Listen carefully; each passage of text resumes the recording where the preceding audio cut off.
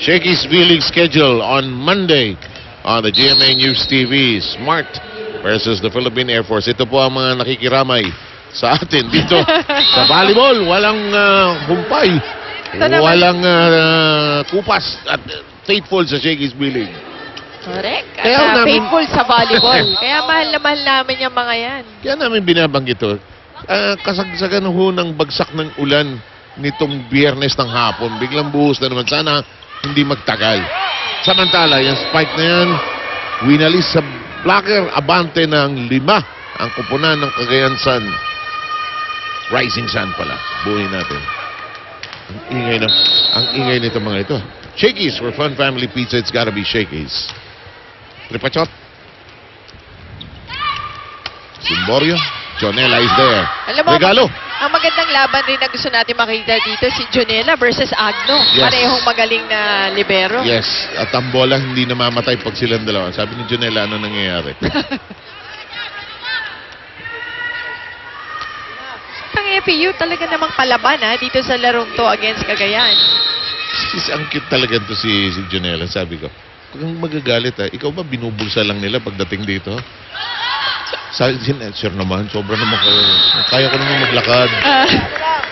But she's all business when she plays. Yes, that's right. And yun na nga, marami nga nakakapansin. Well, Premium of course, rapper pala. yes, Yun, unang-una yung itsura niya inside the court. Talaga namang pansinin. At yung galing niya. Oh, she can play with that long hair, no? Uy, nice dump! Nice dump! Well done by Bazas. Tony Basas, just waiting for that gift. Ito, kailangan pagsamantalahan ng FEU yung mga ganung opportunity. Regalo, upakan niyo kaagad. Correct. Mga butas, Dahil mga minsan-minsan mo lang makukuha yan sa Cagayan. Pero pag ganito naman ng service, baka nga dumami. sayang yan, labas. Tabaquero just an experienced player. Alam That niya is gagawin correct. niya. Hindi na pinahirapan ng sarili. Nakita, walang suporta ang FEU behind the blockers. And this game of inches and fractions, talagang kapiraso lang para magkaroon ng desisyon. Huli si Basas. Pero buhay pa ang bola. Agnes there. Maiso. Pomla took a picture of the situation. Agno will keep it in play. Maiso. Hello. Yan naman ang unexpected na regalo galing kay Soraya at hindi nga nakapalag doon ng FEU. Timeout ang hiningi ng kupunan ng FEU. Tapos pinatakbo, diba? Eh, mas marami. Pag mag-mimos na rally, kung ano yung tingnan mo na yung set, pwede siya mag-drop eh. Ha? Basa na kalaban. Abat lang Hindi yan. pwede nung mahula tayo sa gagawin ng kalaban. Pag-basa kayo, habang naglalaro. Mag-adjust kayo. Ha? Sige. Apat. Kami tayo.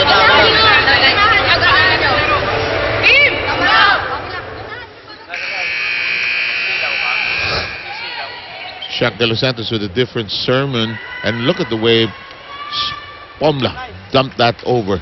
And Shaq De Los Santos is telling his team, basahin nyo, hindi dapat surpresa yan sa inyo. That's right. Nakita mo naman yung katawan ni Pomla at talagang mukhang ibabalik niya yung bola sa kanila eh. Yung bali ng katawan, alam mo Yes, hindi na nga mukhang isiset eh. Naku, Diyos ko, paborito ng dalawang ito. Oo. Magkasundo sila doon sa play na yun. Back row hit, 2015. Agno shaking her head. Masama yung reception yan, pero ito buhay pa yung bola. Pero chance na naman sa Cagayan. Draw up a play. Pao Soriano, her version. And that stays down. And si Maizo has been serving for quite a while.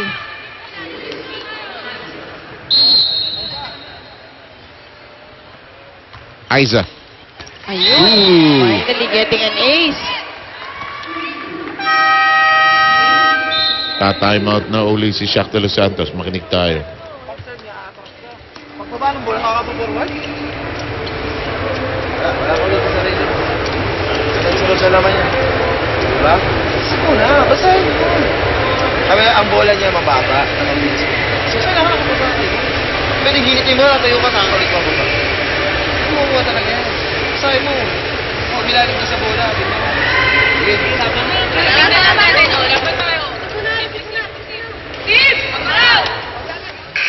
Chuck telling Bagang to read how Aiza Maizo delivers her serve and how its trajectory seems to float down almost like a top spin delivery actually. At kanina pa naman dun dinadala ni Aiza. Mula noong umpisa pa lang, halos dun sa area na yun dinadala ni Aiza yung kanyang serbisyo. At dun na nga, medyo short na dun. Nakuha na niya yung timing. That's why floater ang nangyari. Again, dun uli sa area na yung dinadala ni Aiza. Nabasa na ng FEU. Janela got it down, but got down rather, but went up with it. Simbolio, gentle tap. Mula sa likod. Bang! Paboritong play, bread and butter. Paborito sa almusal ng dalawang taga-Thailand. Nasobrahan lang ng konti. Paano mo bablakin yan? Ano? Oh, yun yung mahirap ang timing. So, minsan let go na lang yan doon sa blockers. Instead, floor defense na lang makikita Good point. natin. Kaya Pero pala, yung iba kaya pala- matapang. Yung kung maganda timing mo, like si Mick Laborde, I would see her. Talagang tatiming niya yan. Susubukan niya, Titigan no? niya, susubukan niya yan. Ano yan, makikita mo pag gumalaw sa back row of the first ball, ano? Oh, kasi ibang-iba talaga yung, although sa akin, dahil mahaba siya, mas madali mong makita kung saan ang direksyon ng bola, Good point, kung saan siya yeah. sa net. Although, yung timing niya, ibang-iba dun sa block pag na yung normal, regular blocking situation. Papa could not handle the hot volleyball from Tabaquero, and it is now 23-16. Could be a matter of two good serves coming from Pao Soriano in this first set. Tapos na ang kwento.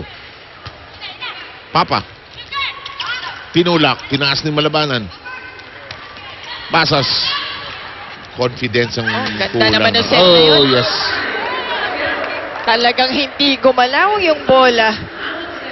Kaya naman si Ange gigil na gigil na going down the Oo. line, gets the point. Natulog yung bola sa ere. 24-16. Set point. Papa. Bitin. Bitin. Mali, basa. 25-16 ang final score itong first set natin. Binatukan si Shaq de los Santos Iñas pamilya. Magiging tuloy-tuloy yan dito sa game na ito. Biggie, shake it, play. Second set around the corner.